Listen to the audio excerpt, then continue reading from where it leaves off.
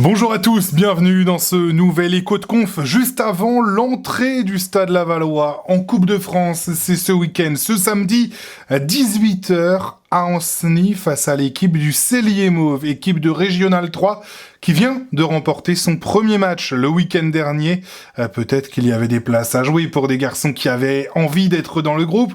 On s'est donné à fond du côté des joueurs du Cellier Mauve pour affronter une Ligue 2, le Stade Lavallois, l'un des matchs des extrêmes lors de ce 8e tour de Coupe de France. Le Stade Lavallois qui se présentera un petit peu démuni, c'est pas le mot, parce que normalement, même en faisant un petit peu tourner ou en faisant des changements, ça devrait permettre, on l'espère, et avec tout le respect évidemment, de battre cet adversaire du Cellier Mauve. Titouan Thomas n'est pas là, toujours en train de se réathlétiser tranquillement après sa fracture subie à la main. Il devrait bientôt être de retour.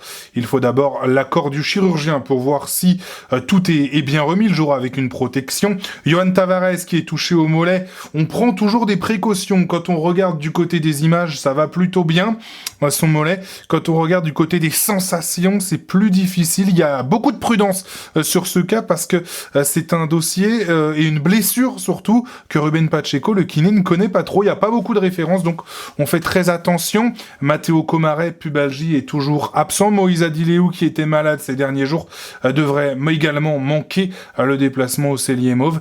Et puis, des joueurs en sélection, 3 au total, Mamadou Camara et Mamadou Samassa, sont avec les Aigles du Mali, tandis que Cyril Mandouki est avec sa sélection aussi. Olivier Frappoli veut donc se servir de cette rencontre pour continuer la dynamique, créer une dynamique plutôt après le match et la victoire face à Nancy ce week-end en Ligue 2, mais surtout, comme la Coupe de France l'y oblige, respecter l'adversaire. Autant quand on est très très haut dans le classement, on peut se suffire du championnat et considérer que c'est l'objectif prioritaire. Quand on est en bas du classement, ça doit être un rayon de soleil, cette Coupe de France. Ça doit, même si on reste sur une victoire en championnat, ça doit nous donner de l'oxygène, entre guillemets. Et c'est comme ça qu'il faut prendre cette compétition. Et pour que ce soit le cas, il faut passer les premiers tours. Il faut marquer des buts. On a besoin de marquer des buts. Il faut rester solide, ne pas en prendre. Voilà. Et pour prendre de la confiance, en définitive. Et pour ça, il faut être très sérieux, quelle que soit l'adversité. Il faut être sérieux. Il faut jouer le match comme si c'était une équipe de Ligue 2 en face pour pas faire de différence. Mais sur ce qu'on a fait cette semaine, j'ai vu aucun relâchement de la part du groupe. Donc on prend notre adversaire très au sérieux, on le respecte comme il se doit. Mais cette Coupe de France, dans notre situation, doit être un petit rayon de soleil et nous permettre de jouer avec un peu moins de pression, même si c'est un résultat qui est déterminant. Il n'y a pas de match nul sur la Coupe de France, mais en tout cas on doit l'aborder avec cette volonté de marquer des buts, de passer des tours et de prendre de la confiance. Olivier Frappoli ne devrait pas faire beaucoup de rotation sur cette rencontre, surtout que ce sont des matchs qui se jouent encore le week-end et pas en semaine où on enchaîne 2-3 matchs consécutifs. Là, ça permet vraiment de créer et encore une fois de poursuivre cette dynamique. C'est ce qu'il veut le coach, de la continuité, perdurer pour que les joueurs prennent confiance, qu'il y a des associations, qu'il y ait de la complémentarité entre eux. Je ne suis pas certain aujourd'hui que ce soit la meilleure solution de tourner pour tourner. Je pense qu'on a aussi besoin d'une certaine stabilité. Elle sera déjà bouleversée par les absents qui partent en sélection. C'est 3 joueurs, 3 titulaires sur le dernier match. Donc je pense qu'il y aura peu de changements, parce que cette équipe elle a aussi besoin de repères, des stabilités, et c'est pas en changeant complètement le 11 de départ qu'on y arrive. Donc j'ai envie de continuer dans ce qu'on a pu faire à Nancy, mais je l'ai dit, il y aura forcément des petits changements dus en partie aux absents et peut-être aussi à certains choix, mais en tout cas je vais m'appuyer sur ce qu'on a fait à Nancy. Ça ne sera pas le même match évidemment, donc on ne peut pas faire un copier-coller, mais l'idée c'est de mettre des choses qui perdurent pour que les joueurs prennent confiance et dans les complémentarités, dans l'animation, pour que ça puisse nous servir évidemment pour le match de championnat. Et on a eu quelques indications sur le groupe à l'entraînement, notamment avec Aymeric Foran-Tourner et Noah Mupemba qui étaient associés sur le front de l'attaque lors des exercices. Est-ce que ça veut dire quelque chose? Peut-être. Ces garçons devraient jouer, engranger du temps de jeu, de la confiance, de l'efficacité devant le but. À l'entraînement aussi, c'est à signaler qu'on a vu le jeune Mathis Oudéier, buteur avec la réserve le week-end dernier, très en forme et très très adroit devant le but.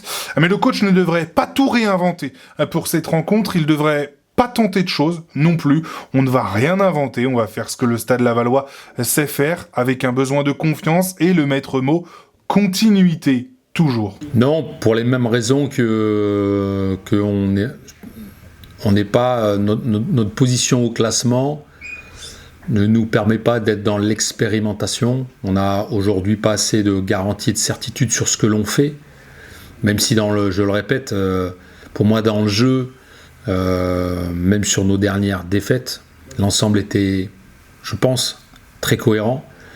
Mais moi j'ai surtout envie, même si encore une fois c'est pas le même match, ça sera pas le même scénario et on peut pas faire un copier-coller, mais de m'appuyer en partie sur ce qui a été fait à Nancy pour pas que ce soit simplement un match et puis qu'on parte sur complètement autre chose avant de revenir.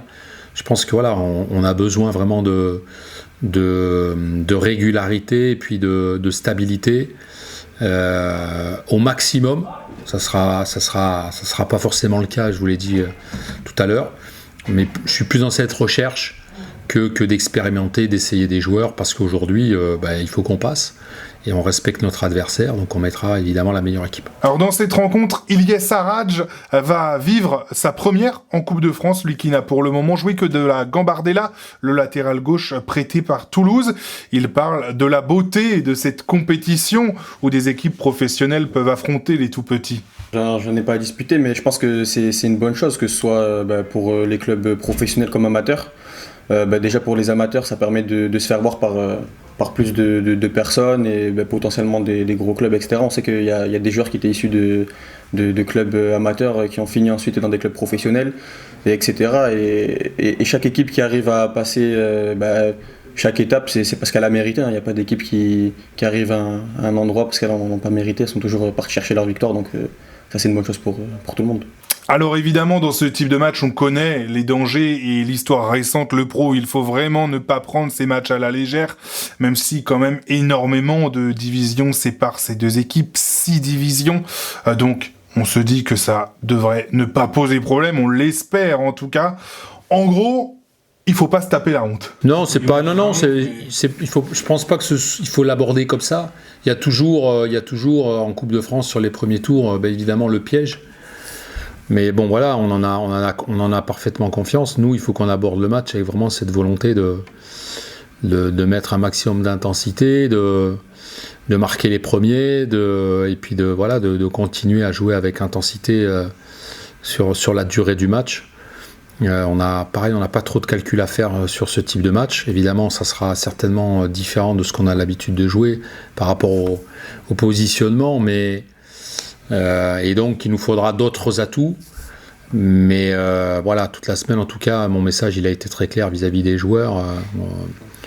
L'objectif c'est évidemment de passer, de marquer des buts et de ne pas en prendre. Voilà donc pour cet écho de conf avant le match face au Cellier Mauve, c'est dès samedi 18h sur la pelouse d'Ancenis, après le match à Nancy. Voilà pour l'enchaînement, il n'y aura pas de live Twitch de débrief de cette rencontre. À l'heure où je tourne cette vidéo, on est jeudi, le Stade Lavallois ne sait pas encore d'ailleurs s'il diffusera ou non à cette rencontre sur sa chaîne YouTube, comme il en a les droits. Le diffuseur beIN Sport diffusera seulement quelques affiches, notamment celles de Saint-Étienne, de Bordeaux, de plus grosses communautés.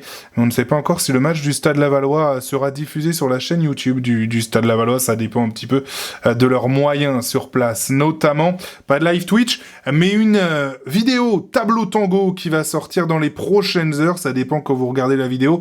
Elle va sortir ce vendredi, la vidéo tableau tango. Les explications tactique, technique, où on rentre vraiment dans le vif du sujet tactique avec Olivier Frappoli.